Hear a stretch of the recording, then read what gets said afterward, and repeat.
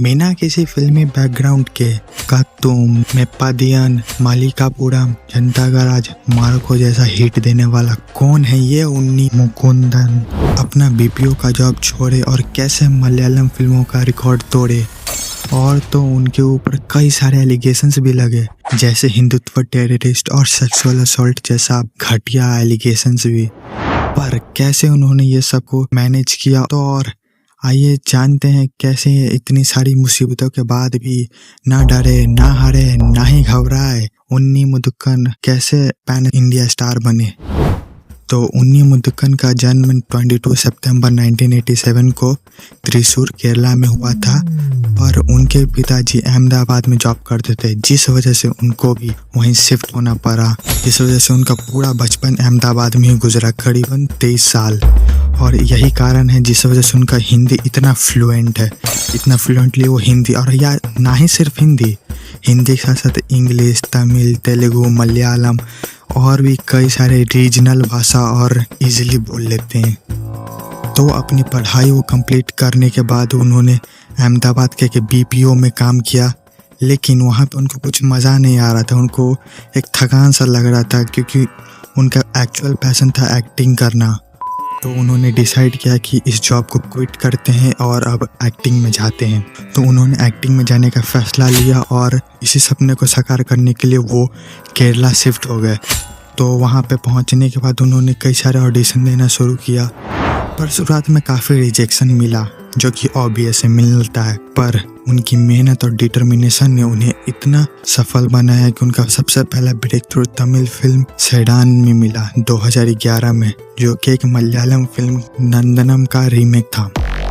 और उसी साल उन्होंने एंट्री लिया मलयालम फिल्म इंडस्ट्री में विथ बॉम्बे मार्च 12, जिसके लिए उन्हें कई सारे अवार्ड्स भी मिले फॉर बेस्ट न्यू कॉमर्स और भी कई सारे कैटेगरी में। बट उनका करियर में एक्चुअल ब्रेक थ्रू 2012 में आया with comedy movie Mallu Singh. और शायद आपने ये नाम सुना भी नहीं होगा, मैंने भी नहीं सुना था। फिर उसके बाद 2014 में विक्रमादित्यन, 2015 में KL10 पत्तू, 2016 में जनता का राज, जो कि हम सब ने देखी है भाई। पर 2017 में कत्तू फिल्म के प्रमोशन के दौरान उन पे सेक्सुअल असॉल्ट का आरोप लगा था, मुकुंदम in connection to the 2017 sexual assault case, जहां लेडी उन पे गलत आरोप लगाते हुए मिसबिहेव का आरोप लगाया और कंप्लेंट फाइल की, जिस वजह से उनके करियर पे एक नेगेटिव इम्पैक्ट डालने का कोशिश किया गया था। और इस पे उन्नी सर का कहना था कि ये सिर्फ एक मेरे इमेज को खराब करने के लिए एक घटिया सा स्टंट किया गया है, और ये लेडी मुझे पैसा डिमांड कर रही है और धमकी दे रही है। अब एक्चुअल बात क्या है वो तो नहीं पता।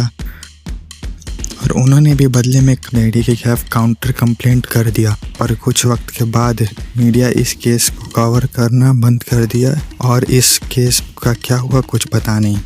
यहाँ तक कि उनके ऊपर हिंदुत्व, टेररिस्ट तक का आरोप लगाया गया, बस इसलिए क्योंकि कुछ लोगों ने उनकी कुछ स्टेटमेंट्स और एक्शन को प्रो हिंदू पॉलिटिकल आइडियोलॉजी के साथ जोड़ दिया। उन्हीं ने अपने स्पिरिचुअल और हिंदू कल्चर वैल्यूज़ को ओपनली एक्सप्रेस किया, जो कि क्रिटिक्स को लगा कि वो हिंदुत्व आइडियोलॉजी को सपोर्ट करते हैं।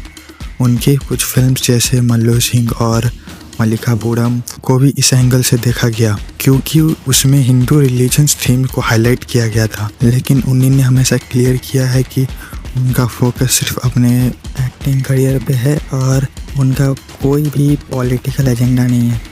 ये लेवल बस एक मिस इंटरप्रिटेशन थे स्टेटमेंट्स और फिल्म को लेकर। उन्होंने हमेशा यही कहा है कि वो एक आर्टिस्ट हैं और उनका काम सिर्फ सिनेमा तक लिमिटेड है, ना कि किसी पॉलिटिकल आइडियोलॉजी को प्रमोट करना। डिस्पाइट इतना सब प्रॉब्लम उन्नी सर जी कभी हारे नहीं। और मैं तो बस एक ही चीज़ कहूँगा, जगता सूरज चमकता तारा, सबसे ऊपर है उन्नी सर हमारा। तो चलिए चलता हूँ, अगर कुछ मिस कर दिया होगा तो माफ़ करिएगा, तो सब्सक्राइब कर देना।